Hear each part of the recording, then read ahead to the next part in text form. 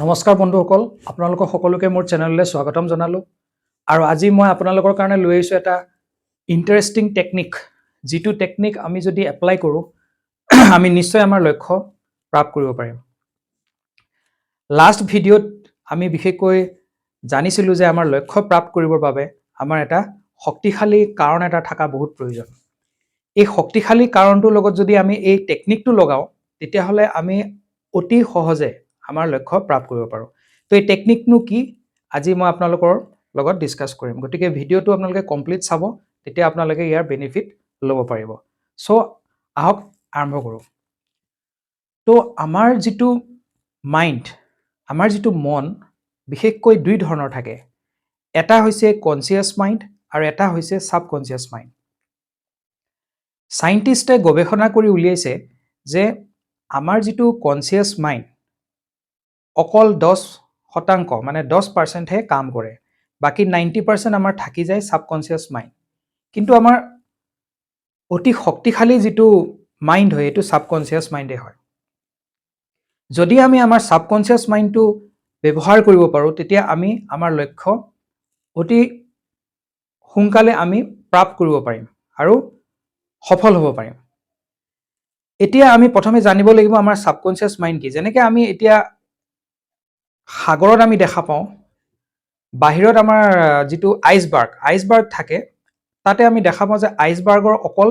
10% হে আমি বাহিৰত দেখা পাওঁ সাগৰৰ বাহিৰত দেখা পাওঁ বাকি 90% ভিতৰত সোমাই থাকে তেনেকে আমাৰ ভিতৰতে লুকাই থাকে এই সাবকনসিয়াস মাইন্ডটো আমি ইয়াক এক্সপ্ৰেছ কৰিব নোৱাৰো বা আমি ইয়াক কামত লগাব নোৱাৰো তো আজি আমি বিশেষকৈ জানিম এই সাবকনসিয়াস মাইন্ড আৰু কনসিয়াস মাইন্ডক আমি কেনেকে আমি ভালকৈ ব্যৱহাৰ কৰি আমি আমাৰ লক্ষ্যৰ ওচৰ চাপিব পাৰো এতিয়া প্ৰথম কথাটো হৈছে আমাৰ কনসিয়াস মাইন্ডে কেতিয়া কাম কৰে কনসিয়াস মাইন্ডে আমাৰ তেতিয়া কাম কৰে যেতিয়া আমি কিবা এটা লাইফ কাম এটা কৰি থাকো এক্টিভিটি এটা কৰি থাকো যেনেকৈ আমি মিটিং এটা কৰি আছো কৰবাত গৈ আছো কাৰোবাৰ লগত কথা পাতি আছো তো এনেকুৱা সময়ত আমাৰ কনসিয়াস মাইন্ডে কাম কৰে সাবকনসিয়াস মাইন্ডে কেতিয়া কাম কৰে যেতিয়া আমি ৰাতি শুবলৈ যাওঁ শুবলৈ যোৱা সময়ত আমাৰ টোপনি ফটককে নাহে টোপনি অহাৰ কাৰণে অলপ সময় লাগে আমাৰ টোপনি অহাৰ আগত কি হয় আমাৰ ৰিমাইন্ডাৰ হয় আমাৰ গোটেই দিনটোত আমি কি কাম কৰিছিলো কাক লগ পাইছিলো কেনেকুৱা আমাৰ ইমোশনছ আছিলে সেই গোটেইবোৰ বস্তু আমাৰ কি হয় ৰিকল হয় সেইখিনি সময়ত আমাৰ কি হয় সেলফ টক হয় মানে আমি নিজৰ লগত আমি কথা পাতো তেতিয়াৰ পৰা আমাৰ সাবকনসিয়াস মাইন্ডে কাম কৰা আৰম্ভ কৰে গতিকে আমি এতিয়া চাম যে আমাৰ এই সাবকনসিয়াস মাইন্ডটো আমি কেনেকৈ ব্যৱহাৰ কৰি আমি কেনেকৈ ট্ৰেইন কৰি আমাৰ লক্ষ্যৰ প্ৰাপ্তি কৰিব পাৰিম তো ইয়াৰ কাৰণে আপোনালোকে কি কৰিব লাগিব দুটা এক্টিভিটি কৰিব লাগিব প্ৰথম এক্টিভিটিটো হৈছে আমি সদায় যেতিয়া ৰাতি শুবলৈ যাম শোৱাৰ আগত আমি এবাৰ ভাবিব লাগিব আমাৰ লক্ষ্যৰ বিষয়ে আৰু আমি এনেকুৱাকৈ ভাবিব লাগিব যে এই লক্ষ্যটো মোৰ প্ৰাপ্ত হৈ গৈছে আমি প্ৰেজেন্ট টেন্সত ভাবিব লাগিব যে আমাৰ লক্ষ্যটো প্ৰাপ্ত হৈ গৈছে আৰু প্ৰাপ্ত হোৱাৰ পিছত মোৰ মনত যিখিনি ফিলিংছ আহিব বা মনত যিখিনি মোৰ আনন্দ আহিব সেইখিনিৰ বিষয়ে আমি সদায় ৰাতি শোৱাৰ আগত যেতিয়া পিছনালে যাম আমি এবাৰ ভাবা প্ৰয়োজন আৰু যেতিয়া আমি ৰাতিপুৱা শুই উঠিলেও আমি সেই লক্ষ্যৰ বিষয়ে ভাবাটো বহুত প্ৰয়োজন দুই নম্বৰ এক্টিভিটিটো আমি কি কৰিব লাগিব আমি এখন ফটো কালেক্ট কৰিব লাগিব আমাৰ যেটো লক্ষ্য আছে সেই লক্ষ্যৰ এখন ফটো কালেক্ট কৰি আমি এনেকুৱা জায়গাত ৰাখিব লাগিব য'ত আমি সদায় দেখা পাওঁ হয়তো বেডৰুম হ'ব পাৰে হয়তো মোবাইল ফোনৰ ওয়ালপেপাৰ হ'ব পাৰে মানে আমি সদায় সেই বস্তুটো চাই থাকিব লাগিব যেতিয়া আমি সেই বস্তুটো চাই থাকিম তেতিয়া আমাৰ কি হ'ব আমাৰ সাবকনসিয়াস মাইন্ডত অটোমেটিক আমাৰ কি হ'ব গৈ থাকিব আমাৰ ইনষ্ট্ৰাকচন গৈ থাকিব যে আমি সেই লক্ষ্যটো প্ৰাপ্ত কৰিব লাগে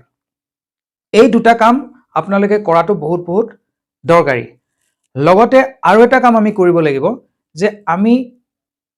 এটা ভিজন ৰাখিব লাগিব ভিজন মানে হৈছে আমাৰ 6 মাহৰ পিছত এবছৰৰ পিছত বা 3 বছৰৰ পিছত 5 বছৰৰ পিছত আপুনি নিজক ক'ত মানে চাব বিচাৰিছে সেই এটা ভিজন আমাৰ লগত থাকাটো বহুত প্ৰয়োজন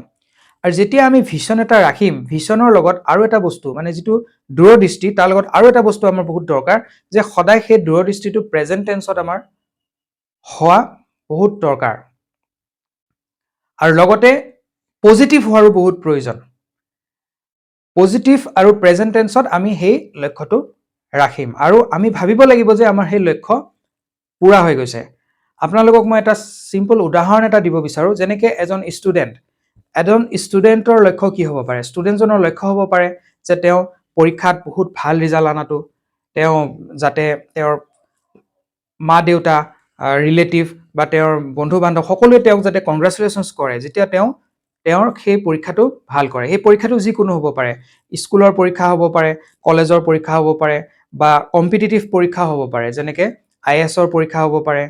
UPSC পৰীক্ষা হ'ব পাৰে তো সেই ষ্টুডেণ্টজনে কি কৰিব লাগিব সেই ষ্টুডেণ্টজনে এটা যদি তেওঁৰ লক্ষ্য আছে যে তাত বহুত ভাল ৰিজাল্ট কৰা আৰু সেই লক্ষ্যটো পূৰা কৰিবৰ কাৰণে তেওঁ কি কৰিব লাগিব তেওঁ ৰাতি সদায় সেই লক্ষ্যটোৰ বিষয়ে ভাবিব লাগিব এনেকুৱাকৈ ভাবিব লাগিব যে মোৰ সেই লক্ষ্যটো পূৰা হৈ গ'ল আৰু মোৰ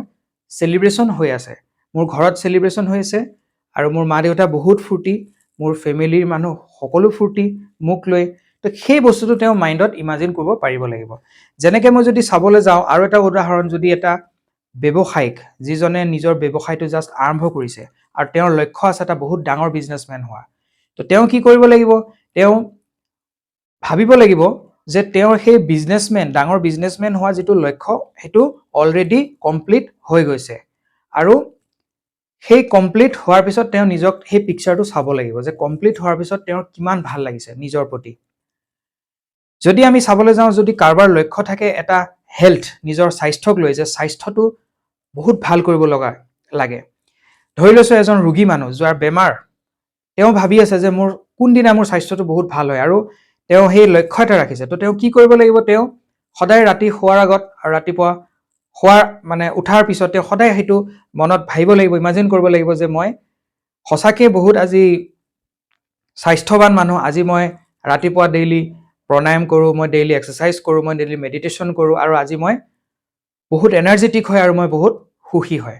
তো এই ভিজুৱেলাইজেশ্যনটো যদি তেওঁ মানুহে কৰিব পাৰে আগতীয়াকৈ বস্তুটো হোৱাৰ আগতে তেতিয়া তেওঁ সেই লক্ষ্যটোৰ প্ৰতি অতি সোনকালে তেওঁ যাব পাৰিব গতিকে আমি কি কৰিব লাগিব আমাৰ প্ৰথম বস্তু হৈছে আমাৰ এটা ভিজন আমি ৰাখিব লাগিব আৰু সদায় আমি কি কৰিব লাগিব আমি ৰাতি শোৱাৰ আগত আৰু ৰাতিপুৱা উঠাৰ পিছত আমি সদায় মনত ইমাজিন কৰিব লাগিব যে আমাৰ যিটো লক্ষ্য হয় সেই লক্ষ্যটো আমি কমপ্লিট কৰিলোঁ আৰু কমপ্লিট কৰি আজি আমি বহুত সুখী যদি আমি সেই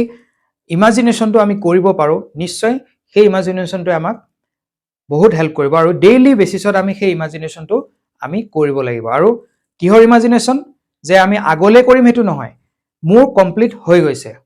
আৰু মই বহুত সুখী মোৰ জীৱনক লৈ মই যি বিচাৰিছিলোঁ পালোঁ আৰু বিশেষকৈ সেই ধৰণে এটা ভাৱ আহিব লাগিব গতিকে ফ্ৰেণ্ডছ আজি ভিডিঅ'টো ইমানেই যদি আপোনালোকে ভিডিঅ'টো ইনফৰ্মেটিভ পাইছে নিশ্চয় আপোনালোকে শ্বেয়াৰ কৰিব ছাবস্ক্ৰাইব কৰিব আগলৈ আমি আৰু এটা এক্সাইটিং ভিডিঅ' লৈ আহিম গতিকে আজিৰ কাৰণে ইমানে ধন্যবাদ